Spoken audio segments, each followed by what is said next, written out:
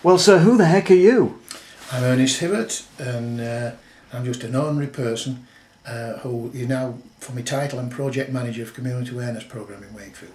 Fantastic. Brother, does the church need more people who will hazard their lives for the gospel?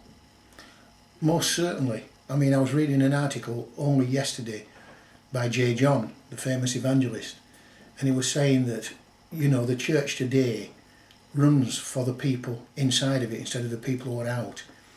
And he says, God called us to go and feed the hungry, look after the poor, help the widow. He says that is basic evangelism. But he says it's God's heart to be with the downtrodden.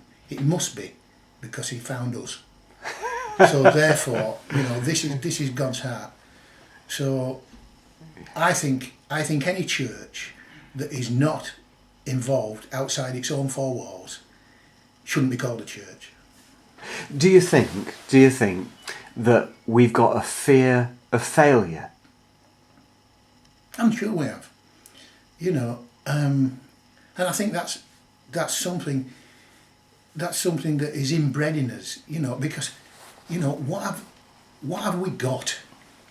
You know, surely I mean, I don't understand, because if the gospel is the greatest news that's ever been given to man, why should we be afraid?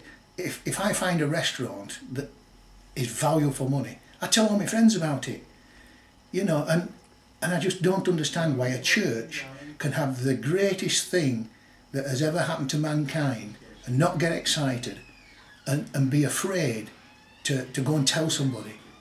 All I will say is, if I've got something that's worth sharing, then it's worth sharing. And I should never be afraid to share something that is worth having. You know, we've just been talking about that great story of Jonathan and his Armorbearer, and that really touched me on a number of levels. It seems to me that we've become a bit too respectable, and we're fearful of losing our lives. It may be our physical life, it may be our financial life, it may be the roof over our head, but these things we've got to hazard them, haven't we, for the sake of the gospel? What do you think of that? Am I nuts or what? No, I mean, what did Jesus say? Seek first the kingdom and his righteousness, and all the other things will be added unto you. And then he goes on about the lilies of the field. They don't spin. God looks after the sparrows. How much more is he going to look after you? You know, and I think we just, somehow we get it, we turn it on its head, and we say, well, we've got to do this, we've got to do that. No, we haven't. You know, God said, if we seek first the kingdom, you know, I mean, Jesus was very clear about it, that, you know, about the commandments, which are forgotten about these days, that if we love the Lord our God with all our heart, I'm not saying we do that, but if we make the attempt, and our neighbour as ourselves, then everything hangs on that.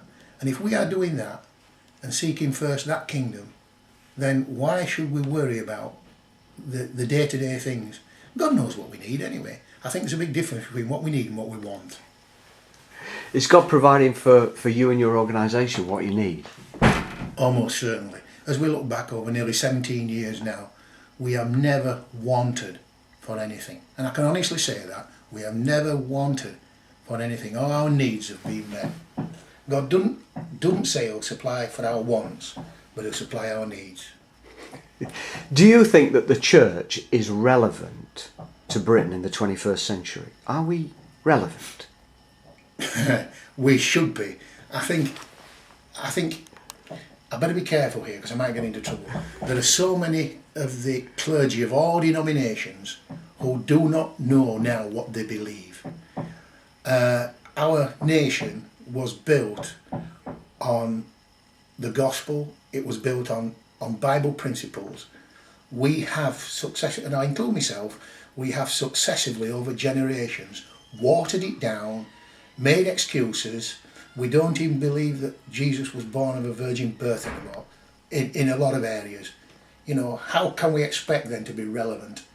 You know, if we got back to what the Bible says and base our lives on that, then it is attractive to people, and that's what they want. Have we lost our integrity? I think so.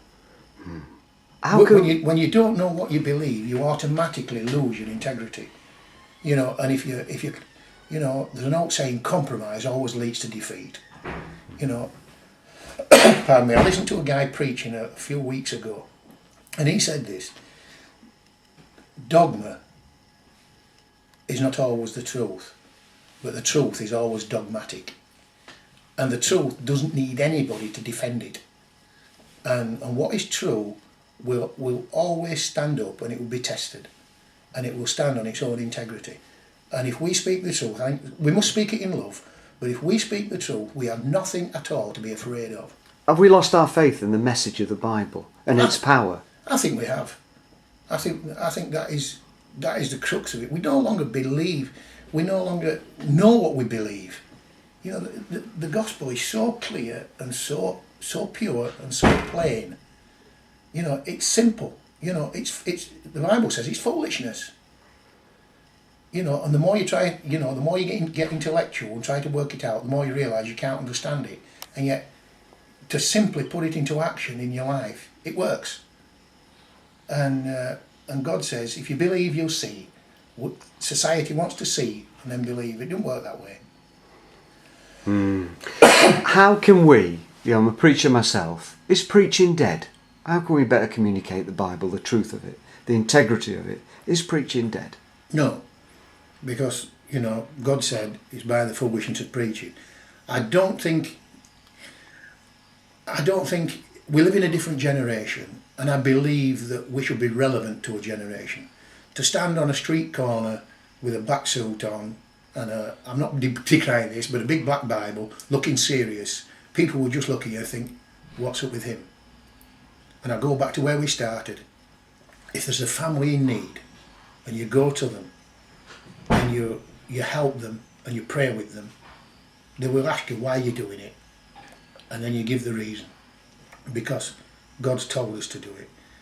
And this is the God that cares about you, and that's why we're here. And then they are open. Brother, thank you very much indeed for this short interview, and God bless you. God bless you as well.